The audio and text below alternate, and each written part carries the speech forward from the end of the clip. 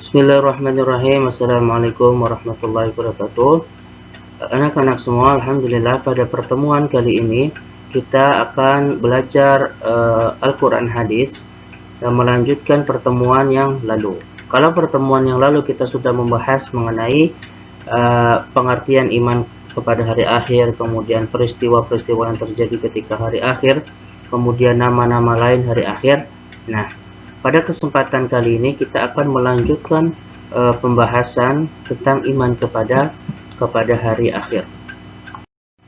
Nah, pembahasan yang pertama yaitu kita akan membahas mengenai tanda-tanda hari akhir. Ya, yang pertama yaitu terpecahnya bulan. Ya, sebagaimana firman Allah dalam surah Al-Qamar, di sana disebutkan saat hari kiamat semakin dekat, bulan pun terbelah. Kemudian yang kedua, munculnya binatang yang berbicara dengan manusia. Nah, munculnya binatang yang berbicara dengan manusia ini dijelaskan juga di dalam surah An-Naml ayat 82, disebutkan yang artinya bahwa dan apabila perkataan telah berlaku atas mereka, kami keluarkan makhluk bergerak yang bernyawa dari bumi yang akan mengatakan kepada mereka bahwa manusia dahulu tidak yakin kepada ayat-ayat kami. Nah, jadi nanti ketika hari kiamat muncul adalah tanda-tanda, yaitu munculnya binatang yang berbicara dengan manusia. Kemudian kekacauan dan kejahatan semakin meningkat. Nah, serta banyak terjadi pembunuhan seperti yang diceritakan di dalam sebuah hadis yang diriwayatkan oleh Muslim, yang artinya bahwa kiamat tidak akan terjadi kecuali terjadinya banyak hari.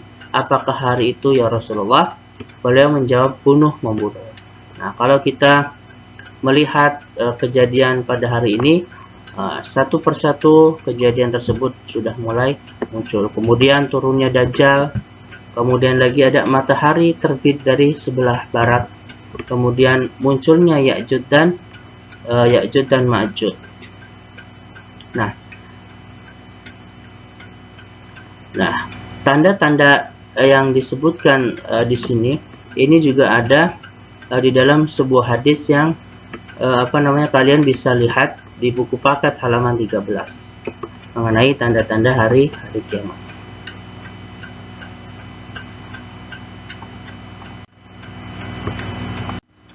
Nah, kemudian kalian bisa lihat dalil-dalil yang berkenaan dengan iman kepada hari akhir. Ya, ada Al-Baqarah ayat 4, walladzina yu'minuna bima unzila ilaika wa ma unzila min qablik wa bil akhirati hum yuqinun. Kemudian ada surah Al-Hajj ayat 7, wa anna as-sa'ata atiyatun la raiba fiha wa anna Allaha yab'atsu man fil qubur. Apa sih hikmahnya setelah kita mengetahui apa itu pengertian hari kiamat, kita mengetahui peristiwa hari kiamat, nama-nama lain hari kiamat? Nah, apa sih hikmah beriman kepada hari akhir? Nah, yang pertama, banyak beribadah kepada Allah. Hikmahnya kita banyak beribadah kepada Allah dan banyak berbuat baik, karena kehidupan di akhirat itu ditentukan oleh perbuatan kita di dunia. Kemudian hidup lebih optimis, giat belajar dan bekerja agar memperoleh kebahagiaan di dunia dan ketenangan.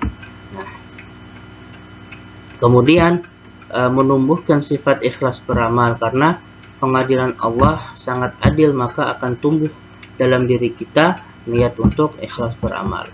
Kemudian menjauhkan diri dari perbuatan maksiat, karena yakin adanya neraka sebagai tempat orang-orang yang bermaksiat. Nah, kemudian selesailah pembahasan kita pada bab 1 akidah akhlak ini. Evaluasinya yaitu banyak ramalan tentang hari kiamat, seperti dulu dikatakan akan ada kiamat pada tahun 2012 dan lain sebagainya. Reaksi masyarakat sangat heboh, bahkan ada yang hingga mempersiapkan bunker. Nah, kenapa masyarakat bisa percaya akan hal tersebut? Nah, coba dijawab.